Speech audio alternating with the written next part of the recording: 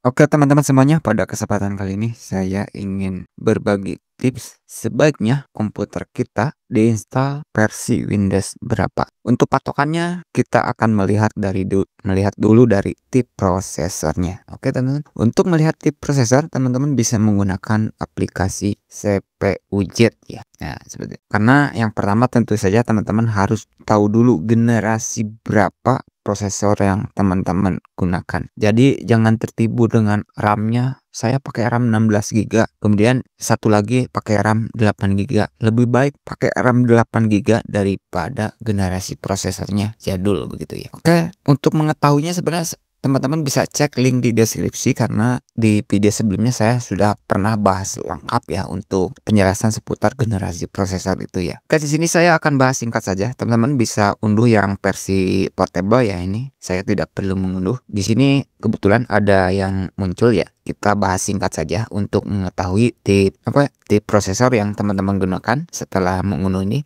Teman-teman tinggal cari saja teman-teman menggunakan core berapa, misalkan core 3, core 5 ataupun core 7 atau core 9. Contohnya aja ada core 5 dengan seri 8600K. Berarti ini adalah tip prosesor generasi 8. Ini teman-teman bisa lihat 8 ya. Jadi yang 600-nya ini abaikan ya. Bukan tidak fungsi 600-nya, saya tidak perlu menjelaskan panjang lebar. Yang penting teman-teman tahu dulu untuk generasi berapanya begitu ya. Oke. Jadi misalkan prosesor teman-teman core i3 8600 misalkan. Berarti prosesor teman-teman sudah generasi 8. Contoh di sini, Core 9 13900K. Coba tebak-tebak. Ini generasi berapa?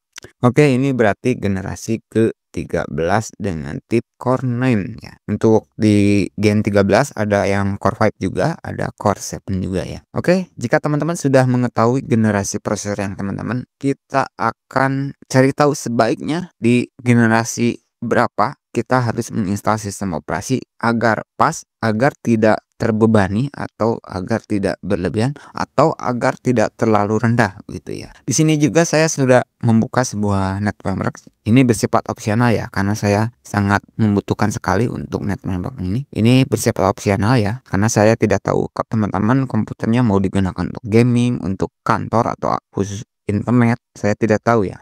Nah, di sini saya tidak akan berbicara seputar yang generasi Pentium 1, Pentium 2, Pentium 4 yang terakhir ya. Di Pentium 4 itu masih ada yang jual, saya juga masih sering menemukan yang jual di marketplace masih ada ya. Yang Pentium 4, Pentium 4 maksimum di Windows 7 ya. Jangan naikin ke Windows 10. Itu bisa linglung ya. Kemudian di Pentium 3 maksimum di Windows XP. Itu sudah jarang banget, sudah zaman sekarang sudah nggak ada, tapi Pentium 4 masih ada yang jual motherboardnya ya. Oke, kita langsung ke ini ya. Ini hanya untuk gambaran yang biasa saya gunakan saja ya. Nah, jika teman-teman kebetulan prosesornya tip untuk generasi pertama, saya tidak perlu menjelaskan untuk motherboardnya ya DDR1, DDR2 karena pada dasarnya ketika teman-teman menggunakan misalkan prosesor generasi 9, misalkan ya teman-teman prosesornya generasi 9, tidak mungkin motherboard teman-teman itu motherboardnya DDR3 itu tidak mungkin, apalagi DDR2 itu sudah sangat tidak mungkin. Nah, kira-kira seperti itu ya. Jadi saya tidak perlu menjelaskan versi DDR-nya. Nah, kita akan langsung kunci di tip prosesornya dan RAM-nya ya. Kayak di sini ya.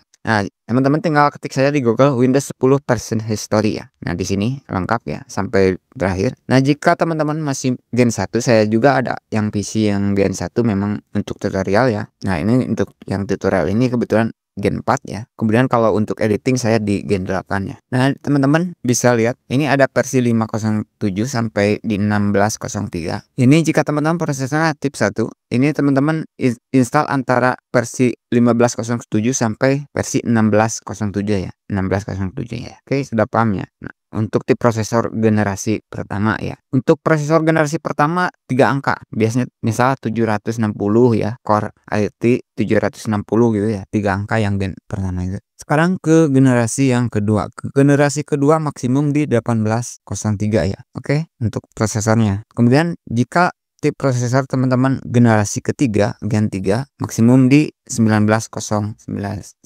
Jika prosesor teman-teman Gen 4 seperti yang saya gunakan di video ini maksimum di 21H1. Untuk generasi prosesor 5 ke atas silakan bisa semuanya gitu ya. Oke, jika teman-teman sudah mengetahui untuk urutannya ya, maksimum Gen 1, Gen 2 ya di 1703, Gen 2, ini Gen 3 di 1809. Ini sekali lagi ya per Windows 10 yang bukan Lite ya. Ini versi biasa atau versi standar. Kalau yang Lite saya tidak akan bahas, pasti lebih ringan ya kalau Lite karena memang banyak yang dibuang untuk pad sistemnya. Oke, itu sekali lagi ya. Gen 1 maksimum 1607, Gen 2 di 1803, Gen 3 di 1909, Gen 4 di 21H1, Gen 5 ke atas. Oke, sekarang ke versi bit ya. Untuk Windows itu ada yang menggunakan 32 bit, ada yang menggunakan 64 bit. Ini berbicara ke RAM ya. Jika RAM teman-teman untuk prosesornya sudah saya jelaskan. Sekarang RAM-nya. Jika laptop teman-teman RAM-nya hanya 2 GB, jangan install yang versi 64 bit, jangan pokoknya. Untuk versi 64 bit minimum 4 GB ya RAM-nya. Jadi kuncinya itu saja. Jika RAM teman-teman 4 GB silahkan bisa install yang 64 bit untuk sistem operasinya. Tetapi jika RAM teman-teman hanya 2 GB, install saja yang 32 bit. Tinggal ketik saja di Google Windows 32 bit ISO download atau Windows 32 bit. Nah, contohnya di sini saya contohkan simpel saja. Saya membutuhkan karena saya ini di Gen 4, jadi saya akan kenapa saya tidak 21H di 21H1, saya malah ngambil di 20H2 karena saya membutuhkan NetFramework versi 81 yang support ya. Nah, di minimumnya berapa? Karena saya membutuhkan NetFramework 481, minimumnya di 20H2.